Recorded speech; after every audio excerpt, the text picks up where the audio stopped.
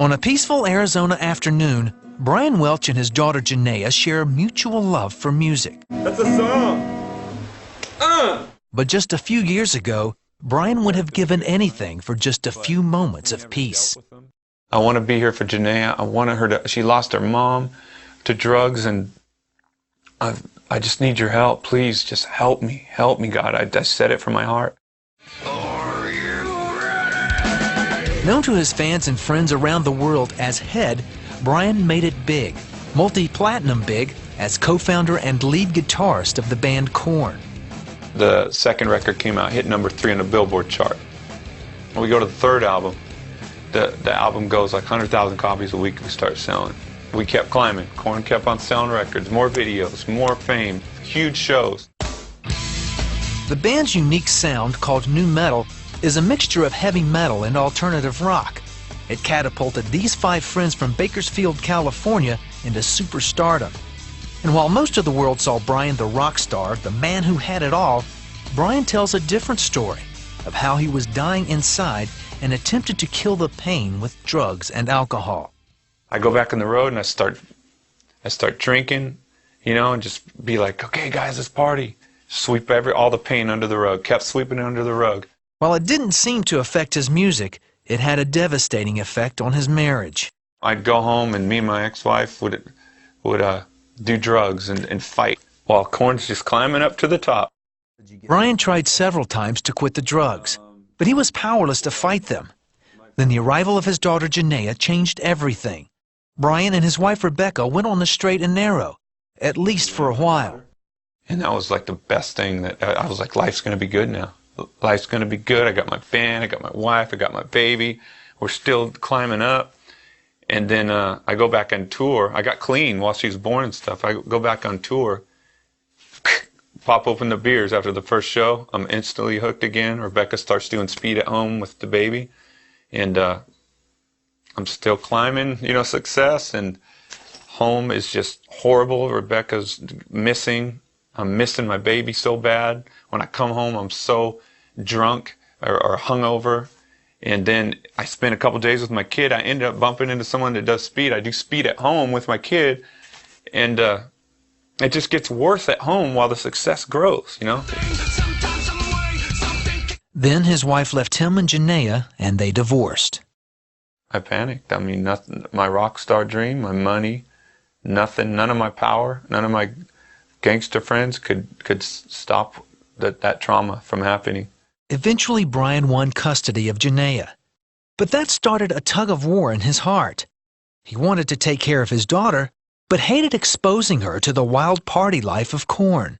How could you leave a huge band that's like one of the biggest bands, like it's coming around, rock bands, that changed like music, you know?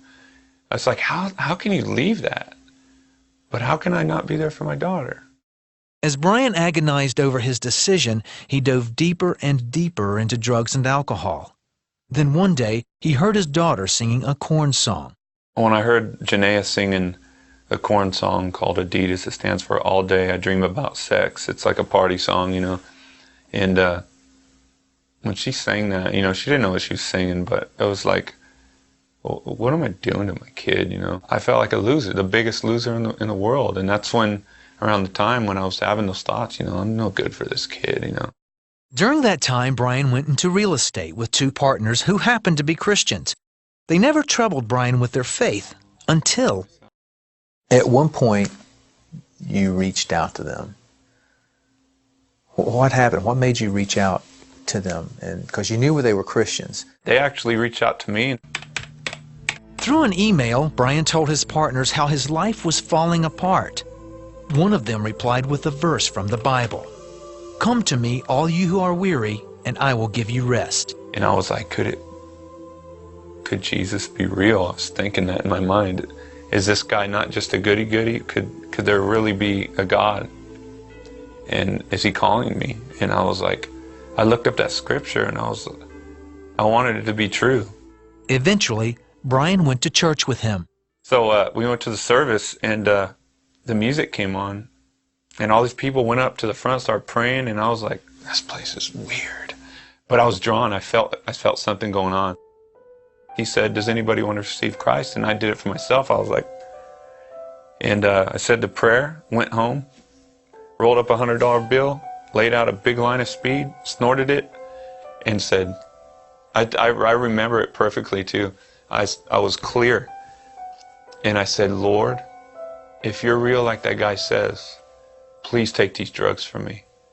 I can't quit. I want to do them, but I want to stop. Brian snorted speed and read the Bible for a week, searching for answers. Then one day, and I felt this peaceful presence, and I started shaking a little bit, and I got goosebumps everywhere. And the first thing I felt was, I love you. And I was like, Father, I was frozen. I said, Father. I was like, this is God. And then it went away, but it was so real. It took over the high. And when it went away, the drugs just was, my mind was like, that was just drugs or something. That wasn't real. That wasn't God. And so I did drugs all night long. The next day, I woke up, and I had a feeling to go to my Bible. I opened it up and I pointed, and it said, the soul who sins is the soul who will die. And to me, right then, I was like, I felt like God told me right there, I revealed myself to you last night. It's time for you to stop the drugs. It's time for you to be done. And I just was consumed with fear. I was like, I went and grabbed all my drugs and threw them in the toilet and just said, I'm done, God. I'm yours now. I'm yours. And this is the last time I did drugs. That's pretty major for that to happen, for somebody to be on drugs for so long. Yeah. It was a miracle. And to be totally clean. at that same time in 2005, Brian split from KoRn and sent the music world into a spin. Brian, on the other hand, was baptized in the Jordan River and started his new journey. Well, how did it feel to be released from KoRn? To tell you the truth, God was real. He revealed himself to me. He kept revealing himself to me. And I felt his presence at my house. He's speaking through my kid. Like, just all this crazy stuff was happening, and that's all that mattered to me. I was like, okay, that band stuff, the stardom, the money, everything, it doesn't matter anymore. It's God. God, it was so real that I was like, I don't care what I do the rest of my life. That was cheating. Brian has taken his responsibility as a father head on. And now, instead of lewd lyrics, Janaea hears her dad talking about the love of Jesus. Brian chronicled his story in a best-selling autobiography called To Save Me From Myself. He's also back in the studio working on a new album. Both the book and the music reflect Brian's journey from self-destruction into the loving arms of God. Why do you think God put you here on this earth? He put me on earth to have fellowship and intimacy with him. I mean, I'm going to spend as much time as I could possibly spend getting to know him every day. I don't want to waste any time. I wasted enough time. It's just, that's what I'm put on earth to do. Is be intimate with God, get to know him as much as I can in here, and let him fill me with his Spirit so he can do the work by bringing people into the kingdom.